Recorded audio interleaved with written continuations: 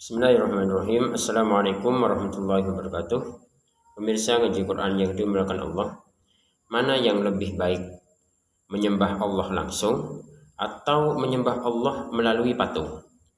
Untuk bisa mengetahui jawaban dari pertanyaan ini, mari kita simak tafsir surat Al-Baqarah ayat 164 sampai 167 berikut ini. Mari kita mulai. Bismillahirrahmanirrahim. Wa talabu ayatan ala dzalika, dan orang-orang kafir meminta tanda tentang keesaan ataupun kekuasaan Allah, tahu bukti adanya Allah Subhanahu wa taala. Fanazalah, maka turun ayat, inna fi khalqis samawati wal ardi, sungguhnya dalam penciptaan langit dan bumi, wa ma fihima, dan di antara keduanya, minal ajaibi, berupa keajaiban-keajaiban, waqtilafil laili wan nahar, dan bergantinya malam dan siang, bidzihab wal maji, datang dan pergi, waziyadah wan nukson, bertambah ataupun berkurang, wal fulki, as-sufun, yani perahu-perahu, bahtera-bahtera, allati tajri fil bahri, yang berlayar di atas lautan, wala tarsubu muwakkiratan, dan tidak tetap ataupun tenggelam, bima yanfa'un nas, yang sangat bermanfaat bagi manusia, minat tijarot, yaitu dalam bidang perdagangan, wal hamli, dan transportasi, wa ma anzalallahu minas sama', dan apa yang Allah turunkan dari langit, mimma'in, berupa air mator, yaitu hujan, fa ahya bihil ardo, lalu Allah menghidupkan bumi, bin nabat, dengan tanaman-tanaman, tumbuhan-tumbuhan, ba'da mautiha, setelah matinya, ba'da yabasiha, yaitu setelah keringnya, wa batha wa farraqa wa nasyara bihi, yaitu dan menyebarkan, fiha min kulli dabbah, dari berbagai jenis hewan melata, binatang melata, li'annahum yanmuna bil khasab, karena binatang yang melata tersebut hidup ataupun hidupnya itu dengan rumput, al-kain anhu, yang ada di atasnya, wa tasrifir riyah, dan berhembusnya angin, takliliha januban wa shimalan, ya, taklibuha, ya, dibolak-balikkan dari selatan ke utara, kemudian harotan wabaridatan, baik udara yang panas ataupun yang dingin, wasahab, itu awan, al-ghaim al-musakhkhar, yang ditundukkan, al-mudallal bi amrillah, dengan perintah dari Allah, yasiru ila haitsu Allah, yang berjalan atau berhembus sesuai dengan kehendaknya Allah Subhanahu wa taala, bainas sama'i wal ardi, di antara langit dan bumi, bila alaqatin, tanpa ada hubungan, la ayatin, semua itu yang disebutkan dari awal sampai terakhir itu semuanya dalatin, merupakan sebuah tanda ala wahdaniyatihi, dari keesaan Allah Subhanahu wa taala, liqaumi yaqilun, kepada orang-orang yang berpikir, ya tadabbarun, merenungi. Wa minan nasi may yattakhidhu min dunillah. Nah, ini yang menjadi penjelasan juga dari yang sebelumnya. Jadi yang sebelumnya ayat ini berupa tentang Allah Subhanahu wa taala mengatur hidup dengan dirinya sendiri. Kemudian ada ayat wa minan nasi man yattakhidhu min dunillah. Di antara manusia ada yang menjadikan selain Allah itu andadan, dari selain Allah itu andadan, yaitu tandingan-tandingan, asnaman, yaitu berupa patung-patung. Jadi di muka bumi ini ada sekelompok manusia yang menjadikan tandingan-tandingan bagi Allah berupa patung, asnaman. Yuhibbunahum, mereka mencintainya. Di sini tafsirannya bita'zim, mengagungkan, wal khudu, dan tunduk kepada patung tersebut. Kahubbillah, sebagaimana tunduknya mereka kepada Allah. Jadi mereka mempercayai dua hal. Yang pertama Tuhan yang tidak kelihatan, yang kedua adalah patung. Nah, mereka menyembah patung ini sebagaimana menyembah Allah. Tunduk kepada patung sebagaimana tunduk kepada Allah.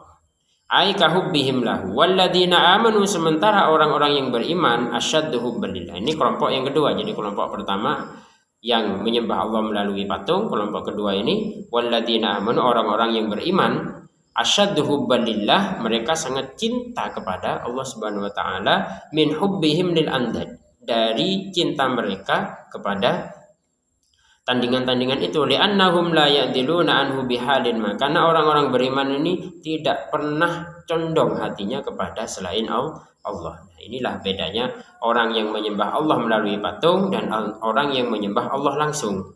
Kalau orang yang menyembah Allah melalui patung ini tidak dikehendaki oleh Allah, tidak diridhoi, yang dikatakan sebagai syirik. Sementara orang yang menyembah Allah langsung, inilah yang dikehendaki oleh Allah Subhanahu wa taala tanpa patung apapun. Walau yaro wal kuffar ya'diluna fi syiddah ila Allah, sementara orang-orang kafir itu akan kembali kepada Allah ketika dalam kesulitan. Kalau orang beriman itu mau sulit ataupun senang, tetap kembalinya kepada Allah Subhanahu wa taala. Walau yaro, dan jikalau atau seandainya, tabassur ya Muhammad, dan seandainya dia melihat, alladzina dzalamu, dan seandainya orang-orang yang zalim itu melihat, bittikhadil andad, yaitu ketika mereka menjadikan tandingan-tandingan itu, id yarawna, dan ketika mereka melihat al-adzab, yaitu adzab, la ra'aita amron adiman, niscaya engkau akan melihat wahai Muhammad, yaitu perkara yang sangat besar. Wa id bimakna idza, anna aili annal quwwata al qudrata wal ghalabata lillahi jami'a, semua kekuatan itu hanya milik Allah, al qudrah wal ghalabah, kekuasaan dan penguasaan ini semuanya lillahi jami'a, punya Allah. Jadi tidak ada sangkut pautnya dengan patung-patung itu. Patung-patung itu artinya tidak memiliki kekuatan sedikit pun. Wa annallaha syadidul adzab, dan bahwasanya itu Allah itu adalah memiliki, dan Allah itu adalah sebesar-besarnya atau sebesar-besarnya azab. Nah, sebesar-besarnya Allah itu memiliki azab yang besar. Wa fi qiraati yara bitahtaniyah wal fa'ilu dhamirus sami wa qila alladzina dzalamu. Jadi ada qiraat lain mengatakan yara, kemudian ada fa'ilnya itu dhamir. Kemudian ada yang mengatakan fa'ilnya adalah alladzina dzalamu, walau yaral ladzina dzalamu. Kemudian fahiya bimakna ya'lam wa anna ma ba'daha saddad masaddal maf'ulaini wa jawabu law mahdhuf wal makna. Nah, ini masuknya ke pembahasan nahwu sorof, ini kita tidak membahasnya. Law alimu, nah ini yang penting. Wal makna, dan maknanya ini adalah law alimu, seandainya mereka mengetahui, fid dunya, ketika di dunia, syiddata adzabillah, tentang bahasa maha dahsyatnya siksaan Allah, wa annal qudrata lillah, dan bahwasannya kekuasaan itu hanya milik Allah wahdahu, waqta mu'ayyanatihim lahu wa huwa yaumul qiyamah, yaitu saat mereka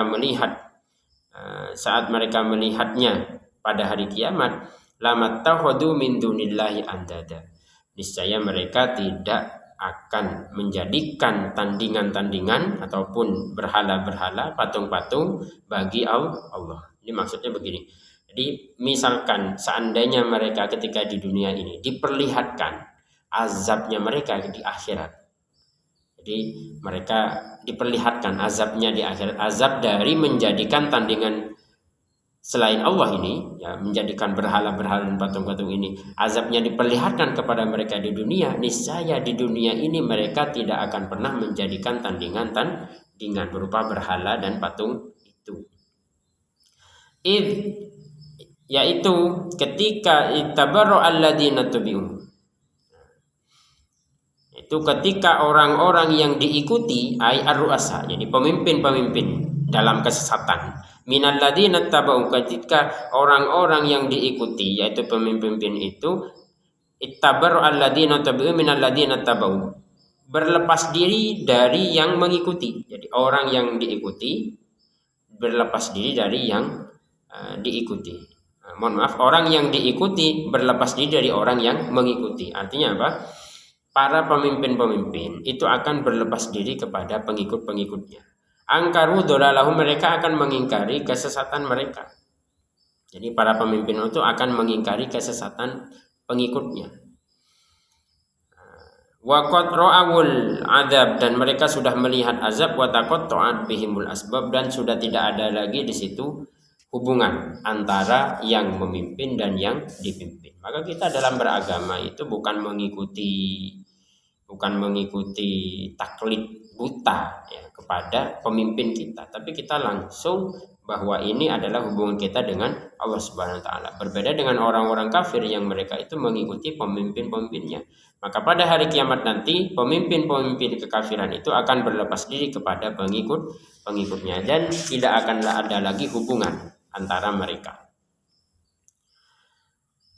Annal quwwata lillahi jami'a wa qala alladziina taba'u yani allati kanat bainahum fid dunya minal arham wal mawaddah. Jadi yang dulunya ada kedekatan baik dari segi keluarga, wal mawaddah, dan kecintaan, ya, sangat kuatlah hubungan mereka itu di dunia. Maka ketika di akhirat mereka akan saling berlepas diri antara yang memimpin dan yang mengikuti. Wa qala alladziina taba'u, berkatalah orang-orang yang mengikuti, lau anna lana karatan, seandainya kami roja'atan ila dunya, seandainya kami dikembalikan ke dunia, fanatabarra'a minhum, niscaya kami akan berlepas diri dari mereka, yaitu dari pemimpin-pemimpinnya itu, kama tabarra'u minna, fanatabarra'a minhum kama tabarra'u minna, sebagaimana mereka berlepas diri minna pada hari ini. Jadi al-yauma, jadi orang-orang yang mengikuti ya, pengikut-pengikutnya ini juga mengatakan wa qala alladziina taba'u law anna lana karratan. Ini ketika maksudnya sudah di akhirat ini. Nanti di akhirat orang-orang pengikut ini akan mengatakan law anna lana karratan, seandainya kami dikembalikan lagi ke dunia, fanatabarra'a minhum kama tabarra'u minna, niscaya kami akan berlepas diri dari orang-orang pemimpin-pemimpin itu, kama tabarra'u minna, sebagaimana pada hari ini, macam hari kiamat nanti itu pemimpin-pemimpin kami berlepas dari kami. Jadi tamanni ini sebuah angan-angan saja. Artinya orang kafir kalau sudah masuk neraka itu akan mengatakan seperti itu. Lau anna lana karratan fanatabarra'u minhum kama tabarra'u minna. Kadzalika kama arahum shiddata 'adzabihi wa tabarru'a ba'dihim min ba'din yurihimullahu a'malahum hasaratin. Nah, begitulah sebagaimana Allah memperlihatkan dahsyatnya siksaan azabnya, wa tabarru'a ba'dihim min ba'din, dan saling berlepas antara yang memimpin dan yang dipimpin, ataupun yang memimpin dan yang mengikuti. Yurihimullahu a'malahum, Allah memperlihatkan kepada mereka perbuatan mereka yang buruk, hasarotin, sebagai bentuk nadamat. Nadamat itu artinya penyesalan. Alaihim wa ma hum bikharijina minan nar, dan mereka sama sekali tidak akan keluar dari neraka ba'da dukhuliha, setelah masuk ke dalam neraka tersebut. Nah, ini untuk saat ini kita tutup kajian kita. Sebelum kita tutup, intinya adalah bahwa di dunia ini ada dua kelompok orang beragama. Yang pertama adalah orang beragama yang menyembah Tuhan melalui patung-patung. Sebagaimana dikatakan tadi, wa minan nasi may yattakhidhu min dunillahi andadan min dunillahi yuhibbunahum ka hubbillah. Jadi mereka itu sebenarnya mencintai Allah. Nah, kelompok pertama ini yang menjadikan patung-patung ini, mereka itu sebenarnya percaya kepada Allah, ya. Percaya kepada Allah, ya, yang tidak kelihatan. Hanya saja mereka masih membentuk patung-patung, berhala-berhala yang mereka juga mencintai. Jadi mereka punya dua cinta kepada Allah dan cinta kepada patung. Sementara kelompok yang kedua adalah kelompok yang menyembah Tuhan atau menyembah Allah langsung tanpa melalui perantara patung, berhala, dan sebagainya. Maka kelompok inilah yang dicintai oleh Allah, yang mendapat keridhaan atau kehendak Allah, sesuai dengan kehendak Allah. Sementara kelompok yang pertama ini menggunakan patung-patung, mereka inilah yang disebut musyrikin, orang-orang yang menyekutukan Allah Subhanahu wa taala. Inilah kenapa di masjid-masjid kita umat Islam tidak ada gambar patung dan sebagainya. Sebagaimana kita menyembah Allah Subhanahu wa taala langsung, ya, iyyaka na'budu wa iyyaka nasta'in. Tidak ada perantara nabi, tidak ada perantara malaikat atau apapun. Maka ini menjadi sebuah penguatan keimanan kita sebagai umat Islam dan sebagai dakwah kepada non-Islam bahwa agama Islam adalah agama yang paling benar sebagai keselamatan di dunia dan di akhirat. Demikian, terima kasih. Wassalamualaikum warahmatullahi wabarakatuh.